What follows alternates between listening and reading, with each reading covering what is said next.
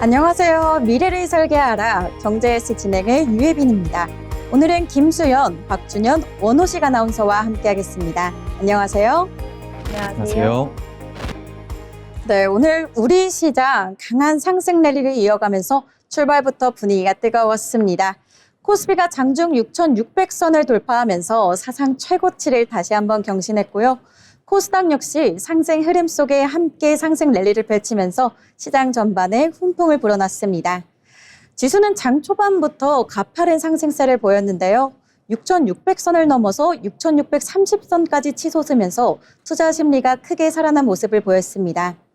특히 반도체 업종이 시장을 이끌었는데요. HBM과 D램 수요 확대 기대감 속에서 SK 하이닉스가 장중 130만 원을 돌파하면서 사상 최고가를 기록했습니다. 또 관련 종목들까지 상승 흐름 확산시키는 모습 보였습니다. 이 영향을 받아서 국내 증시 시가총액 사상 처음으로 6천조 원을 넘어섰고요. 이에 따라 환율도 하락 흐름 보이면서 시장의 우호적인 환경이 조성된 하루였습니다. 다만 중동 지역을 둘러싼 불확실성은 여전히 남아있죠. 또 이번 주에 글로벌 빅테크를 비롯한 주요 기업들의 실적 발표가 예정되어 있는 만큼 그에 따른 변수 역시 함께 존재하는 상황입니다. 이렇게 오늘 강한 상승 랠리 속에서 과연 어디까지 이어질 수 있을지 오늘 경제S에서 함께 차근히 짚어보겠습니다. 자, 그럼 먼저 간밤 뉴욕 증시 소식부터 만나보시죠. 김수연 아나운서 어떤 소식이 있을까요? 네, 먼저 지난주 미증시는 한마디로 기술주의 화끈한 승리였습니다. 장 초반만 해도 방향을 잡지 못해 갈팡질팡하던 시장이 결국 테크 기업들의 강력한 실적을 등에 업고 위를 향해 시원하게 쏘아 올렸는데요. 덕분에 나스닥은 1.6% 넘게 폭등하면서 다시 한번 시장의 저력을 증명했고 S&P 500 역시 0.8% 상승하며 기분 좋은 미소를 지었습니다. 다만 다우지수는 홀로 0.1% 넘게 빠지면서 다소 힘 빠진 모습을 보였는데요. 뜨거운 기술주 열풍 속에서 전통 우량주들은 잠시 쉬어가는 그야말로 아주 짜릿하고도 냉정한 차별화 강세였습니다. 그렇다면 이어서 오늘의 주요 미증시 뉴스들 자세히 살펴보겠습니다. 첫 번째 소식입니다. 최근 뉴욕 증시의 고공행진을 두고 거품이 아니냐는 논란이 뜨거웠지만 지난 주말은 AI가 실물 경제를 바꾸는 진짜 돈이라는 점을 증명해냈습니다.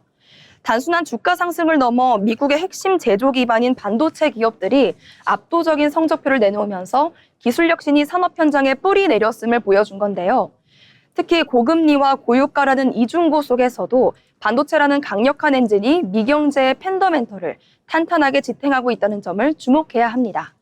이제 시장의 관심은 이 뜨거운 반도체 열기가 이번 주 빅테크들의 실적 랠리로 이어지며 미경제의 새로운 전성기를 열 수 있을지에 쏠리고 있습니다. 네, 다음으로 두 번째 소식은 이번 주 증시의 방향을 가를 운명의 일주일이 시작됐다는 점입니다. 이번 주는 그야말로 슈퍼 위크인데요. 애플, 아마존, 구글, 메타, 마이크로소프트 등 미증시를 지탱하는 거대 기술 기업들이 줄줄이 성적표를 내놓습니다. 여기에 현지 시간 28일부터 이틀간 열리는 4월 FOMC 회의까지 겹치면서 시장은 팽팽한 긴장감에 휩싸여 있습니다. 금리는 동결될 것이라는 전망이 지배적이지만 연준이 향후 금리 인하에 대해 어떤 말 한마디를 던지느냐에 따라 지수의 온도차가 극명하게 갈릴 것으로 보입니다. 마지막으로 우리 투자자들이 밤잠을 설치며 지켜봐야 할 소식, 바로 불투명해진 중동의 평화입니다. 주말 사이 중재국 파키스탄에서 열릴 예정이었던 미국과 이란의 2차 종전 협상이 사실상 무산됐다는 소식이 전해졌습니다. 기대를 모았던 특사 파견이 취소되고 이란 협상단이 현지를 떠나면서 한때 완화됐던 지정학적 긴장감이 다시 시장을 짓누르고 있는 건데요. 협상 결렬 여파로 국제유가가 배럴당 100달러 선을 다시 위협하고 있으며 이는 겨우 잡혀가던 인플레이션 수치를 다시 자극할 수 있다는 점에서 증시에는 분명한 악재가 됩니다. 실적 랠리라는 훈풍이 불고 있는 뉴욕 증시에 이 차가운 지정학적 변수가 얼마나 큰 제동을 걸지 내일 밤 열리는 시장의 첫 대응을 그 어느 때보다 날카롭게 지켜봐야겠습니다. 결국 이번 주 미증시의 키워드는 실적이 악재를 이기느냐에 달려 있습니다. 오늘 밤 열리는 뉴욕 시장이 과연 어떤 첫 단추를 끼울지 저희와 함께 지켜봐 주시죠. 지금까지 미증시 이슈 브리핑이었습니다. 네, 이번 주 미증시는 기술주 중심으로 강한 실적, 상승 랠리가 이어진 흐름이었는데요. 다만 빅테크 실적과 함께 FOMC가 맞물린 슈퍼위크가 남아있는 만큼 계속해서 신중하게 살펴봐야 될 것 같습니다. 자, 그럼 이어서 오늘 시장에서 주목해볼 만한 뉴스들도 체크해봐야겠죠. 박준현 아나운서 어떤 소식이 있을까요? 네, 먼저 첫 번째 경제 소식입니다.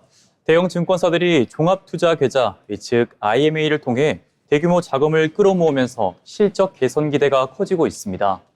다만 이와 함께 유동성 리스크 우려도 함께 제기되고 있는데요. IMA는 증권사가 투자자 자금을 모아 직접 운용하는 계좌로 최근 3조 원이 넘는 자금이 유입되며 수입 기반이 빠르게 확대되고 있습니다. 실제로 NH투자증권은 올해 1분기 영업이익 6,300억 원, 또 당기순이익 4,700억 원을 기록하며 전년 대비 2배 이상 증가한 사상 최대 실적을 올렸습니다. 또 한국투자증권은 IMA로 약 2조 5천억 원을 모집했고 미래에셋증권도 2천억 원 규모의 자금을 확보하며 증권사 간 자금 경쟁이 치열해지고 있습니다. 네, 운용 전략은 엇갈립니다. 한국투자증권은 기업 대출과 펀드 중심의 공격적인 투자로 수익성을 높이고 있는 반면 미래에셋증권은 채권 위주의 보수적 운영으로 안정성에 무게를 두고 있습니다. 하지만 성장세 이면에는 리스크도 존재합니다.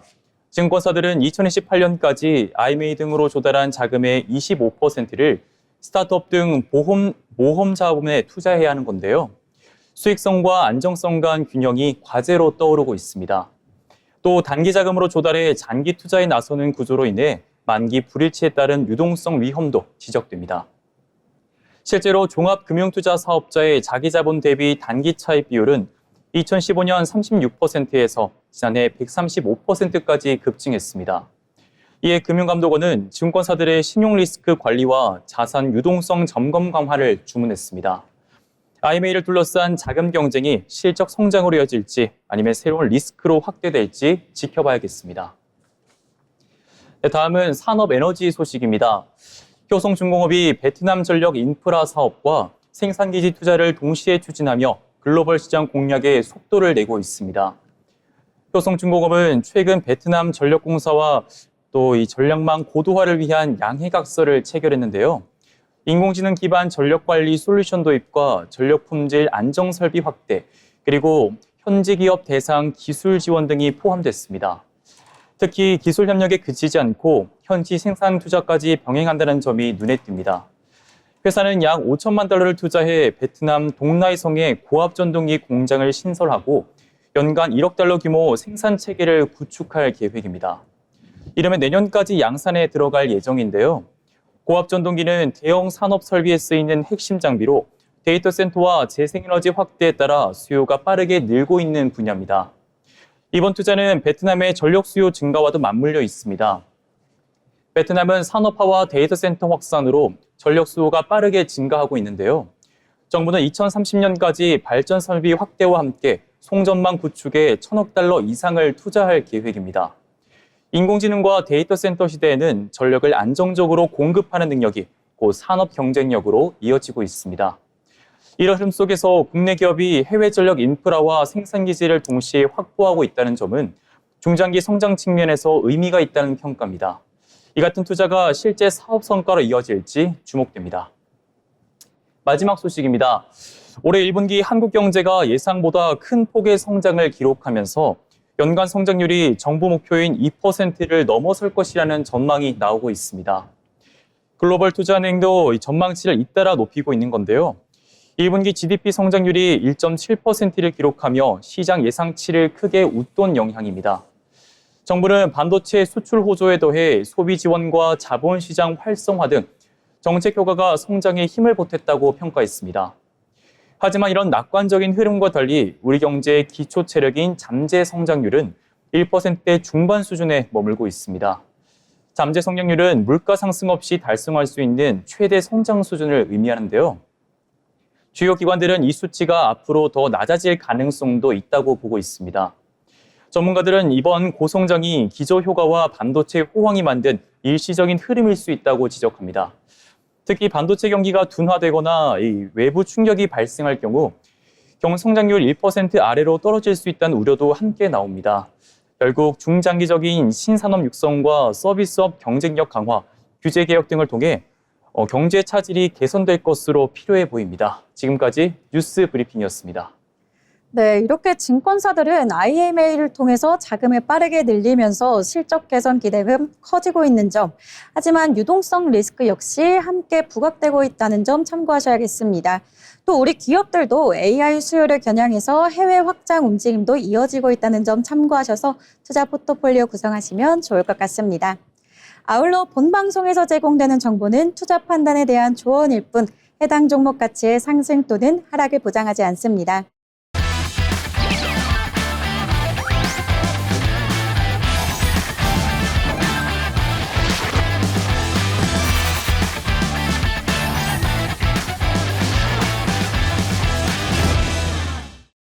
이번 시간은 부자가 되고 싶은 아나운서들이 모여 주식과 경제 이야기 나눠보는 돈의 맛 시간입니다.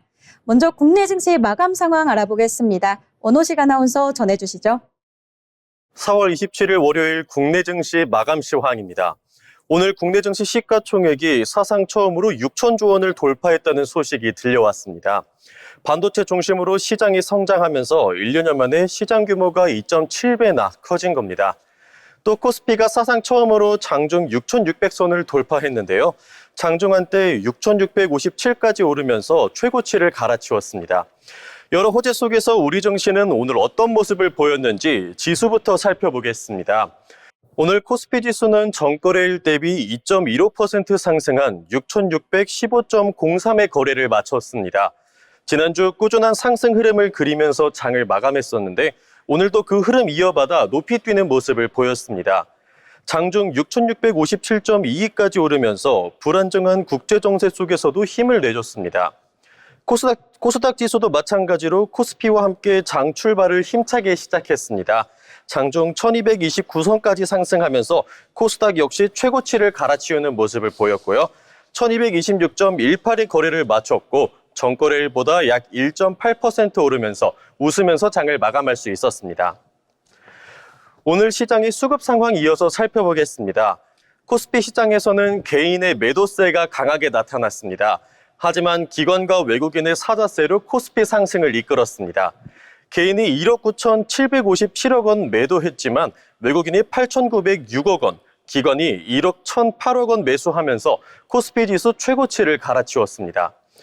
코스닥 시장에서는 외국인의 매도세가 보였습니다. 1,800억 원 팔자 포지션을 보였습니다. 하지만 기관이 799억 원 매수하고 개인이 1,399억 원 매수하면서 코스닥 지수를 끌어올렸습니다. 주요 종목별 상황도 보겠습니다. 코스피 시가총액 상위 종목 대부분 상승 마감했습니다.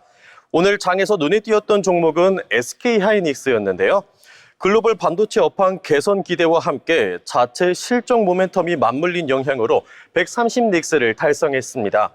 SK하이닉스의 최대 주주인 SK스퀘어도 이날 역대 최고가를 경신하면서 장중 한때 79만 7천 원까지 오르기도 했습니다. 하지만 LG에너지솔루션 3.53% 하락으로 마감, 한화에어로스페이스 0.62% 하락, 삼성바이오로직스가 1.24% 하락하면서 전반적으로 빨갛게 물든 시장에서 약한 하락세를 보였습니다. 오늘 코스닥 주요 상위 종목은 전반적으로 빨간색으로 물들었습니다. 레인보우 로보틱스, 삼천당 제약, ABL바이오가 약 9%대 큰 상승을 보이면서 마감했는데요. 반면 리노공업이 약 12%의 하락을 보였습니다. 리노공업의 최대 주주인 이채윤 대표가 약 8,600억 원 규모의 지분을 발표한 것이 주가 하락의 주요 원인으로 꼽히고 있습니다.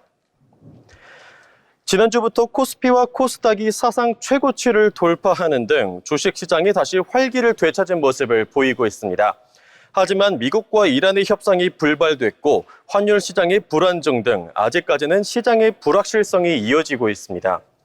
한국형 공포지수인 코스피 200 변동성 지수도 점차 안정을 되찾는 모습이었지만 최근 이란 사태와 증시 상승 등에 따른 부담이 공포지수 상승으로 이어지고 있습니다.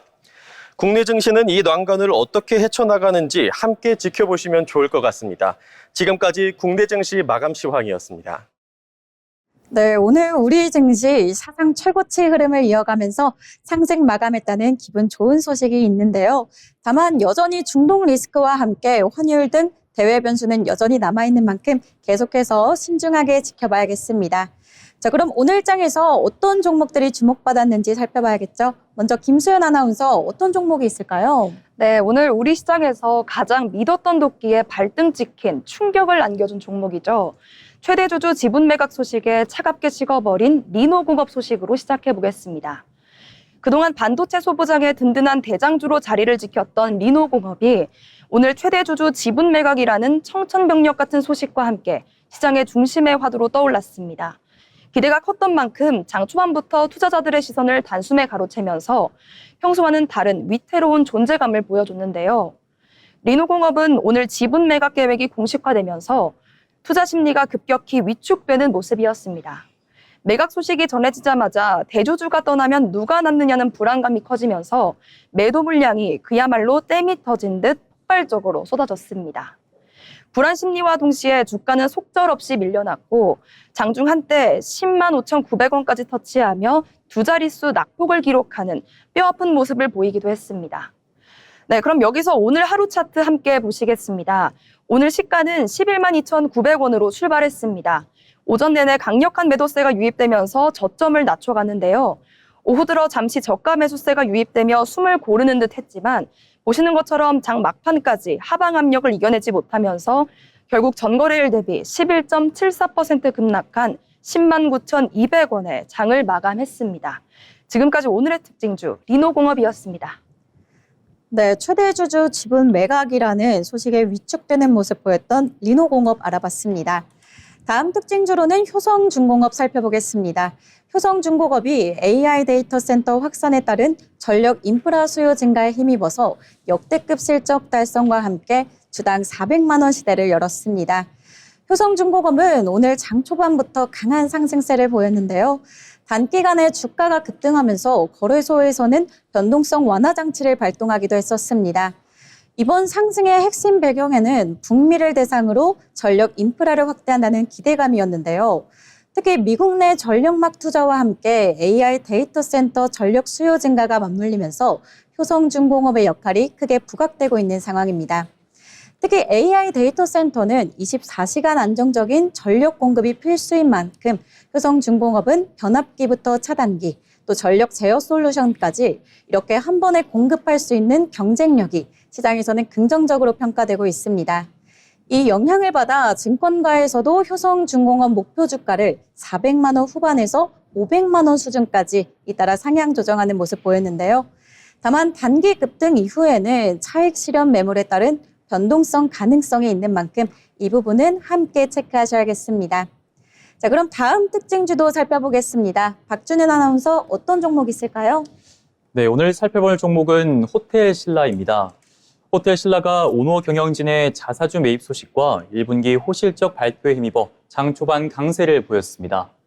오늘 27일 유가증권 시장에 따르면 호텔신라 주가는 장 초반 6% 안팎의 상승률을 기록하며 강한 흐름을 나타냈습니다.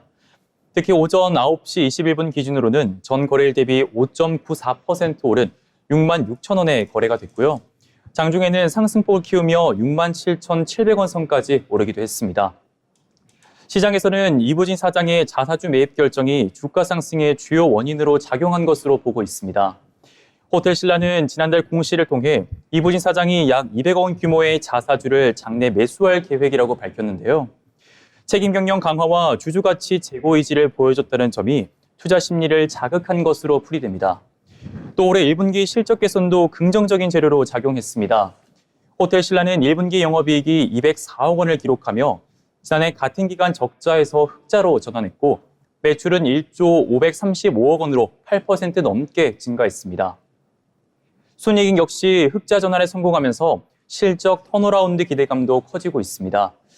다만 최근 주가 반등 이후에도 차익 실현 매물이 나올 가능성도 있는 만큼 변동성에 대한 주의는 필요하겠습니다. 네, 그럼 차트 함께 보겠습니다. 호텔신라는 오늘 6만 2천 원대에서 거래를 시작해 장중 6만 7천 원 선까지 오르며 강세를 보였고요. 상승 흐름 속에 거래를 이어가다 종가 6만 6,100원에 마감했습니다. 지금까지 특징주 호텔신라였습니다. 네, 이렇게 신라호텔까지 오늘 주목받았던 특징주들 만나봤습니다. 계속해서 증권사에서 발간한 리포트를 알기 쉽게 전해드리는 투자 리포트 시간입니다. 김수연 아나운서, 오늘은 어떤 내용이 있을까요? 네, 오늘 우리가 함께 깊이 있게 들여다볼 기업은 바로 국내 IT 서비스 업계의 큰 형님이죠. 삼성 SDS입니다. 최근 주식시장을 보면 반도체나 자동차 같은 종목들은 시원하게 달려주는데 유독 4계좌 속 삼성 SDS는 무겁게만 느껴지셨을 겁니다. 실제로 주가가 바닥권에서 횡보하다 보니 이 종목 대체 언제쯤 기지개를 켤까 고민하시는 주주분들 많으셨을 텐데요. 하지만 최근 하나투자증권에서 나온 리포트를 보면 지금의 낮은 주가가 오히려 투자자들에게는 매력적인 구간이 될 수 있다는 분석을 내놨습니다. 투자 의견은 매수, 목표 주가는 21만 원을 유지했는데요. 과연 전문가들은 어떤 근거로 이런 자신감을 보이는지 팩트 중심으로 하나씩 짚어보겠습니다. 먼저 최근 발표된 1분기 성적표부터 요약해드립니다. 결론부터 말씀드리면 겉으로 보이는 숫자는 시장의 기대치를 살짝 밑돌았습니다. 매출액은 약 3조 2천억 원, 영업이익은 2,259억 원을 기록했는데요. 기대보다 못했는데 왜 긍정적이지라고 생각하실 수 있습니다. 하지만 내용을 뜯어보면 이야기가 달라집니다. 삼성 SDS의 체질이 바뀌고 있다는 시장 사실이 곳곳에서 발견됐는데요. 가장 고무적인 부분은 클라우드 매출입니다. 전년 대비 무려 12.6%나 성장했는데요.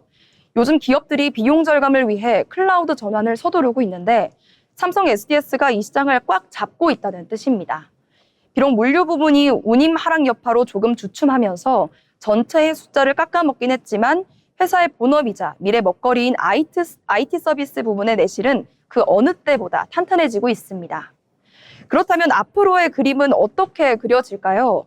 리포트에서는 2분기 실적 정상화와 공격적인 투자를 핵심 키워드로 꼽았습니다. 사실 1분기 실적이 조금 아쉬웠던 건 일시적인 비용들이 반영됐기 때문인데요. 2분기부터는 이런 불확실성이 해소되고 영업이익이 다시 2,300억 원대로 올라서며 안정적인 궤도에 진입할 것으로 보입니다. 여기서 우리가 진짜 주목해야 할 점은 삼성 SDS가 발표한 대규모 투자 계획입니다.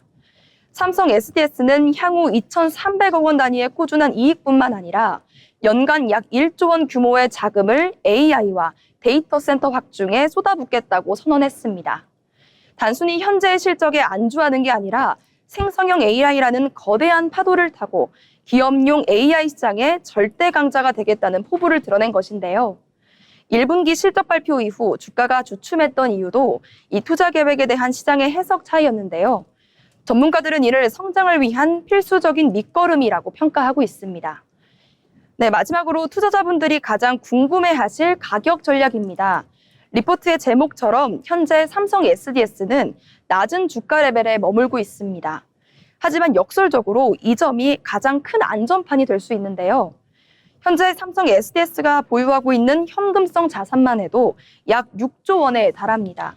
이 어마어마한 실타는 향후 유망한 AI 기업을 인수합병하거나 주주 환원 정책을 강화하는 데 강력한 무기가 될 수 있습니다. 즉 하락장은 방어해주고 상승장은 열려있는 구조라는 것이죠. 따라서 삼성 SDS는 지금 당장은 느릿느릿해 보일 수는 있습니다. 하지만 클라우드라는 확실한 성장 엔진을 장착했고 AI라는 거대한 미래를 위해 10조 원 규모의 투자를 차근차근 진행하고 있습니다. 이 거인의 발걸음이 여러분의 계좌에 든든한 결실로 돌아오길 응원하겠습니다. 지금까지 투자 리포트였습니다. 네, 결국 삼성 SDS는 기대를 밑도는 실적에도 불구하고 클라우드 성장과 또 AI 투자 확대를 기반으로 체질 개선이 진행되고 있다는 건데요. 현재 단기 주가 흐름은 다소 답답할 수 있습니다. 다만 낮은 밸류에이션과 풍부한 자본이라는 바탕이 있는 만큼 중장기 성장 기대는 여전히 유효할 것으로 보입니다.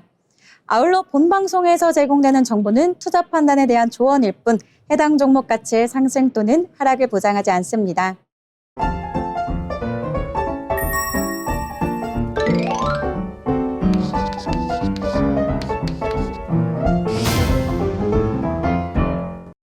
네, 오늘 방송 벌써 마칠 시간이 다가왔는데요. 그럼 마지막으로 오늘 시장을 한 줄로 요약해 보도록 하겠습니다. 먼저 김수연 아나운서는 오늘 장 어떻게 보셨을까요? 네, 오늘 우리 시장 풍악을 울려라 라는 소리가 절로 나옵니다. 사상 최고치를 경신하며 6,600고지의 깃발을 꽂은 오늘, 대한민국 증시의 새로운 역사를 함께한 만큼 이 뜨거운 에너지가 내일도 우리 모두의 수익으로 함께 이어지길 기도해보고 있습니다. 네, 풍악을 올려라 라는 말이 참 어울렸던 오늘 시장이었던 것 같습니다. 그럼 다음으로 박준윤 아나운서는 어떻게 보셨을까요? 네, 저는 오늘 시장을 오르는 말에 올라타되 고삐는 놓치지 말아라 라고 정리해 보겠습니다. 코스피가 6,615선에서 마감하며 종가 기준 사상 최고치를 다시 썼는데요. 코스닥도 동반 상승했습니다. 이렇게 환율 하락과 외국인 매수세가 상승으로 이끌었지만 흐름에 함께 올라탔다고 해서 경계를 늦춰서는 안 될 것 같습니다. 네, 두 분께서 오늘 장 정말 잘 정리해 주셨는데요. 저는 오늘 증시 시원한 돌파라고 정리해봤습니다.